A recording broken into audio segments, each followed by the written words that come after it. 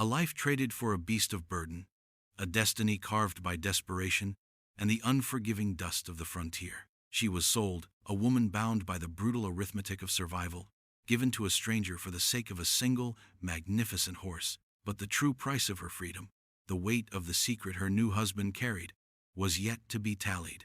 A chilling ledger waiting to be opened. Before we get into this tale, let us know in the comments, where are you watching from? And subscribe if you want more content like this one. The dust devils danced across the parched plains, mocking the silent prayers that had long ago dried on her tongue. Clara knew the scent of desperation intimately. It clung to her skin like the coarse wool of her threadbare dress, a constant reminder of the encroaching famine that had stripped her family bare. Her father, a man whose hands had once commanded the stubborn soil, now offered her, his eldest daughter, to Elias Thorne for a stallion, not for gold, not for land, but for a horsey creature of muscle and sinew, capable of pulling a plow through unforgiving ground, capable of salvation. The irony was a bitter taste in her mouth. A human life, measured against the worth of an animal. Elias Thorne stood tall and stoic, a shadow against the relentless sun, his gaze unreadable, like distant thunder. He was a man of few words, his presence a heavy weight in the small, sagging cabin. His eyes, the color of a storm-swept sea, seemed to hold depths she dared not plumb. A history unspoken, a future unknown. Her mother's weeping was a low, mournful sound, a lament for a daughter sacrificed, a sorrow so profound it echoed through the very floorboards. Clara felt the unspoken judgment from the neighbors, their pity a scalding brand, their whispers like the rustling of dry leaves. She was a chattel, a transaction, stripped of agency, yet within her a stubborn ember refused to die. A flicker of defiance, a quiet strength forged in hardship, promised that even in this bleakest of bargains, she would not simply vanish. Her journey with Elias would begin at dawn, leaving behind the only life she had ever known, venturing into a silence more profound than any she had ever encountered, carrying the unspoken question of who this man truly was, and what dark corners his solitary life concealed. The horse, a magnificent, dark beast, pawed the ground impatiently outside, oblivious to the human drama it had wrought, its powerful muscles a testament to the brutal logic of survival. The journey to Elias Thorne's homestead was a pilgrimage through desolation, each mile marker a silent testament to the vast, indifferent wilderness. The wagon wheels churned up fine, red dust that coated everything, including Clara's rising apprehension. Elias rode ahead, a silhouette against the endless horizon, his back a wall she could not scale. His silence was not companionable, it was a barrier, thick and impenetrable, echoing the emptiness of the land. She observed him, covertly, searching for tells, for cracks in his stoic facade. He was precise in his movements, his hands calloused and strong, capable, but his eyes, whenever they met hers, were fleeting, guarded, as if protecting a secret within their very depths. The homestead, when they finally reached it, was not much more than a sturdy, solitary cabin, perched on a rise overlooking a sweeping, barren valley. A lone, gnarled oak stood sentinel beside it, its branches twisted like the arms of an ancient, suffering spirit. The air hung heavy with the scent of pine and something else she couldn't quite place. Dust, solitude, perhaps a faint metallic tang, like old rust or dried blood. Inside, the cabin was clean, stark, almost unnervingly so. Everything had its place. A meticulous order that spoke of a man who lived alone, who kept his world contained. No personal touches, no warmth, no sign of a life shared, only a grim functionality. Clara felt a strange chill, despite the day's heat. This wasn't just a house, it was a fortress, built to keep things out or perhaps to keep things in. She wondered what Elias did in this isolated place, what filled his days, what he thought when the sun dipped below the horizon and the vast silence of the prairie swallowed everything. The weight of the unknown pressed down on her, heavier than the dust on her dress, more pervasive than the loneliness that had settled in her bones. Each creak of the floorboards, each gust of wind rattling the single window pane, seemed to whisper questions she dared not voice. adding layers to the unsettling mystery of the man who was now her husband. Days bled into weeks, marked by the rising and setting of a sun that seemed to grant no quarter. Clara settled into the rhythms of the isolated homestead, her hands growing rough from the labor, her spirit hardening like the sun-baked earth. Elias remained a man of shadows and silence. Their conversations were functional, terse, about chores or the meager crops. He worked diligently, his movements efficient, his focus unwavering. Yet, she noticed things. The way he would sometimes pause, his gaze lost on the distant horizon, as if seeing something beyond the visible world. The way he kept a small, locked wooden box on the mantelpiece, its surface smooth from years of handling. The way he would sometimes flinch, imperceptibly, at sudden sounds, a reaction too quick, too sharp for a man of his calm demeanor. There were no visitors to this desolate outpost, save for the occasional, weathered peddler or a solitary rider passing through, their encounters brief and strained. She noted the wary glances these strangers cast upon Elias, the way their conversations would fall silent, a heavy, quiet descending whenever he approached. It was a common thread, this unspoken tension, this shared avoidance of something undefined. One afternoon, while sweeping the cabin, her broom caught on a loose floorboard beneath Elias's bed. Curiosity, a dangerous ember in the barren landscape of her new life, compelled her. She knelt, her fingers prying, revealing not dirt or dust, but a small, carefully wrapped bundle. Her heart hammered against her ribs, a frantic bird against a cage. The bundle contained a child's worn leather boot, small and scuffed, and a faded, crudely drawn picture of a flower. An unexpected ache bloomed in her chest, a flash of human tenderness amidst the harsh reality. Whose boot? Whose drawing? The questions swirled, deepening the mystery, giving it a heartbreaking, personal edge. She quickly replaced the board, her hands trembling.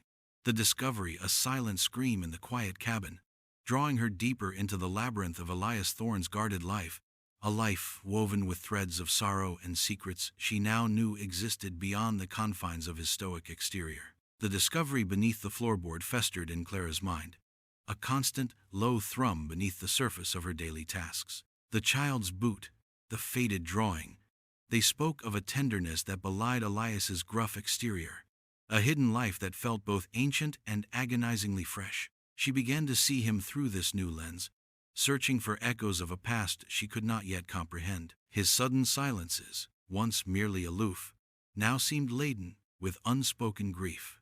His meticulous order, once merely functional, now seemed a desperate attempt to control chaos.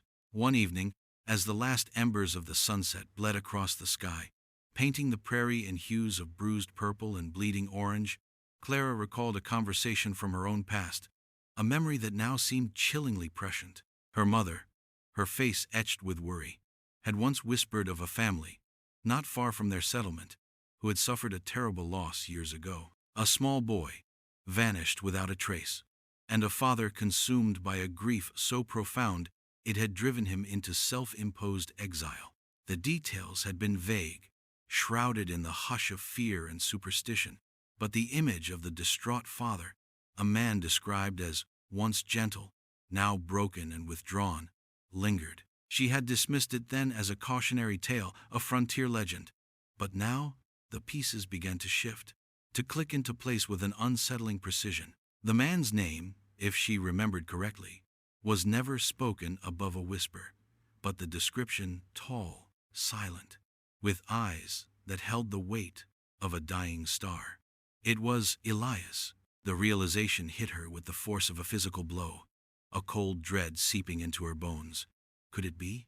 Could her silent, formidable husband be that man, the one haunted by such an unspeakable tragedy? The air in the cabin grew thick, heavy with the unacknowledged past, with the weight of a secret too terrible to voice. The simple child's drawing now carried the unbearable burden of a life cut short, a haunting presence that now bound her to Elias in a way she had never anticipated, far deeper than any mere transaction could. The certainty that Elias was the haunted father of legend cast a long shadow over Clara's days. The whispers of the passing peddlers, once just general unease, now carried the heavy weight of unspoken accusations. Their eyes would dart from Elias to her, filled with a mix of pity and fear. a silent judgment that pricked at her skin. They would talk in hushed tones about the man who lost his boy, avoiding Elias's gaze, their words trailing off whenever he approached. One particular encounter solidified her fears. A grizzled merchant, his face tanned and weathered like old leather, stopped at the cabin, ostensibly to trade. His eyes, however, seemed to probe, to search. He spoke to Clara, his voice low. "Hard life out here, child, especially for a man, alone with his ghosts." He cast a significant glance towards Elias, who stood by the stable, his back to them, grooming the very horse Clara had been traded for. "Some say it ain't just the boy he lost," the merchant continued, his voice dropping to a near whisper. "Some say there was an accident, a misunderstanding, things a man might want to keep buried, out here where no law dares tread." He offered no more, only a knowing look, a subtle shake of his head, before departing, leaving Clara alone with the bitter taste of implied wrongdoing. The merchant's words, though vague, were a direct assault on the fragile peace Clara had tried to build. They spoke of a secret more sinister than just grief, a history tainted by something darker, something Elias felt compelled to hide. The irony was a cruel twist. She had been sold into this life, yet she felt increasingly trapped by the unspoken narrative surrounding her husband. The cabin, once merely isolated, now felt like a cage, keeping her in, keeping the world out, sealing them both within the confines of Elias's profound and perhaps dangerous past. The silence between them, once merely a sign of his reclusive nature, now felt like a palpable presence, a looming wall built from unspoken truths and lingering fears, a constant, suffocating reminder of the secret she was now intimately close to.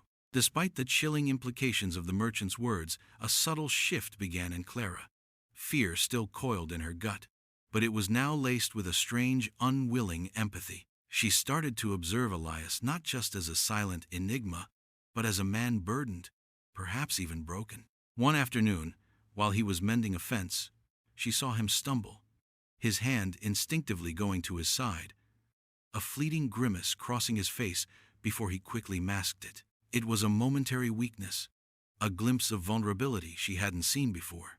Later, she noticed an old faded scar near his temple, almost hidden by his hair, a jagged line that spoke of a past injury, perhaps a struggle. She started leaving small comforts for him, a fresh cup of water by his workbench, a mended shirt, a quiet meal prepared with extra care. He never acknowledged these gestures with words, but she caught him watching her, a flicker of something she couldn't quite decipher. In his deep-set eyes a momentary softening, a ghost of gratitude. One night, a storm raged outside, the wind howling like a banshee, rain lashing against the cabin. Elias sat by the hearth, whittling a piece of wood, his back to them. Suddenly, he flinched violently, dropping the carving knife with a clatter. His breath hitched, a raw guttural sound, and he clutched his head, his body racked by an invisible tremor. It passed quickly, leaving him pale and sweating, but the mask of stoicism had shattered for a moment, revealing a man tormented. Clara, despite her fear, felt a profound, aching pity. This was not merely a man with a secret. This was a man haunted, ravaged by something that still clawed at his soul. The storm outside mirrored the tempest within him, and within her. The silence of the cabin was now filled not with dread, but with the fragile sound of her own conflicted feelings. She began to wonder if the secret wasn't just about what he had done, but about what had been done to him, about the wounds that refused to heal, about a past that continued to bleed into the present, defining every aspect of his existence. The vulnerability Clara had witnessed, Elias's profound suffering, chipped away at her fear, replacing it with a grim determination to uncover the full truth. She realized that understanding was her only path to agency, to reclaiming a sliver of control in a life that had been so cruelly dictated. Her search became more deliberate, her observations sharper. One restless night, unable to sleep, she heard Elias muttering from his cot, a low, tortured sound. She crept closer, her heart thrumming. He was thrashing, caught in the grip of a nightmare, his words disjointed, fragmented, but chillingly specific. "No, not like this. It wasn't the fire, the blaze. They said I killed him. The words hung in the air, cold and sharp, piercing the protective veil of his silence. A fire, an accusation of murder. The pieces of the puzzle, once scattered and obscure, were now snapping into place with terrifying clarity. The merchant's words, the child's boot, the years of self-imposed exile, the townspeople's wary glances, it all coalesced into a harrowing narrative. Elias wasn't just a grieving father. He was an accused murderer, a man who had fled society, his name synonymous with tragedy and a perceived crime. The identity of the child became searingly obvious. His own son. The accident, the misunderstanding hinted at by the peddler, was the core of his secret, the reason he lived in this desolate fortress of solitude. The silence that had once defined their lives was now broken, not by his voice, but by the echoes of his torment, reverberating through the small cabin. Clara felt a terrible weight settle upon her. She was no longer just the woman sold for a horse. She was an unwitting confidant to a fugitive, a silent witness to a man's profound, unresolved agony. The air grew thick with unspoken questions, with the ghosts of a past that now inextricably linked her destiny to his, pulling her deeper into a narrative far more complex and dangerous than she could have ever imagined, a narrative of accusation, loss, and a desperate flight from justice. The nightmare's words, the raw accusation of murder, ripped through the fragile fabric of Clara's understanding, leaving her shaken but resolute. The following morning, the unspoken hung between them, a thick, suffocating blanket. Elias, sensing a shift, perhaps a new knowledge in her gaze, was even more withdrawn, his usual stoicism now tinged with a palpable anxiety. Clara knew she could not live with the phantom secret any longer. As the sun began its descent, casting long, bruised shadows across the valley, she found him by the lone oak, sharpening his axe, the rhythmic rasp of metal against stone the only sound in the vast silence. She approached him slowly, her heart a drumbeat against her ribs. Her voice, when it came, was a low, steady current, imbued with a quiet power she hadn't known she possessed. "Your son," she began, the words a hammer blow in the quiet air. "He died in a fire. They said you killed him." The rasping stopped. Elias froze, his back rigid, the axe suddenly still in his hands. The silence that followed was immense, heavy with the weight of years of unspoken grief and accusation. When he finally turned, his face was a mask of agony. His eyes, usually so guarded, now raw and exposed, reflecting a torment deeper than any she had yet seen.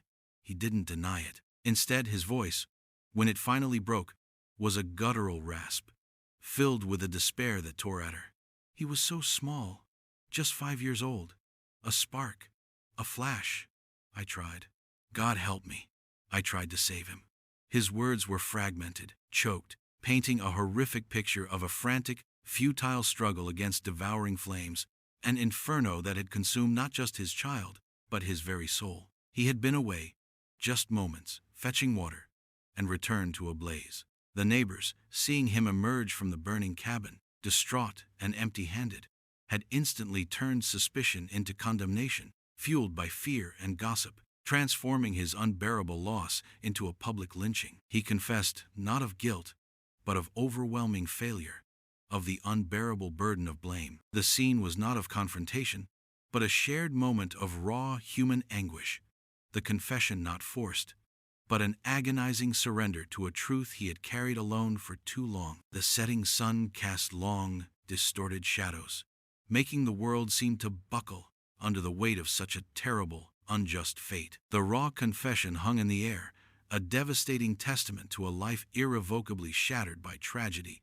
and unfounded accusation. Clara stood before Elias, not as his purchased wife, but as a silent witness to his profound, undeserved suffering. The truth was far more heartbreaking than any dark secret she had imagined. It was a testament to the brutal injustice of a world quick to condemn, slower to understand. Elias, now stripped of his carefully constructed silence, seemed to shrink. The burden of his secret momentarily lifted, replaced by the crushing weight of exposed grief. He spoke of his flight, not from justice, but from the unbearable stigma, the hateful whispers, the eyes that saw a murderer where there was only a bereaved father. He had simply sought a place where his shame, his perceived guilt, would not constantly be reflected in the eyes of others. Clara looked at the man who had been her silent, imposing husband, and saw only a broken spirit, a soul haunted by a cruel irony, blamed for a death he had desperately tried to prevent. The initial fear she held for him evaporated, replaced by a deep, unwavering sense of sorrow and a newfound, unsettling clarity. The irony of her own situation, sold for a horse, suddenly paled in comparison to the immense, unmerited suffering Elias had endured. A decision, born of compassion and a burgeoning, unexpected understanding, solidified within her. She could not abandon him to this solitary torment. She could not walk away from a man who, despite his flaws and the world's harsh judgment, was essentially a victim of circumstance and societal prejudice. The cabin, once a cage of isolation, now felt like a refuge, a quiet sanctuary where two souls, both cast adrift by life's unforgiving currents, could perhaps find a sliver of solace. The resolution was not a grand triumph, but a quiet acceptance, a subtle shift in the landscape of their lives. It was the first breath of a faint, unburdened hope, a fragile promise that even in the desolate expanses of the frontier, compassion could take root and offer a path forward, away from the shadows of a haunted past. The revelation had unburdened Elias, not entirely, but enough to bring a subtle shift to his demeanor, a quiet softening around the edges of his hardened soul. He still spoke sparingly, but his eyes, once impenetrable, now held a glimmer of something akin to shared understanding, a fragile truce born from the wreckage of his past. Clara, too, was changed. The girl who had been traded for a horse was gone, replaced by a woman whose spirit had been tempered in the crucible of harsh truth and unexpected empathy. The profound irony of her journey resonated deeply.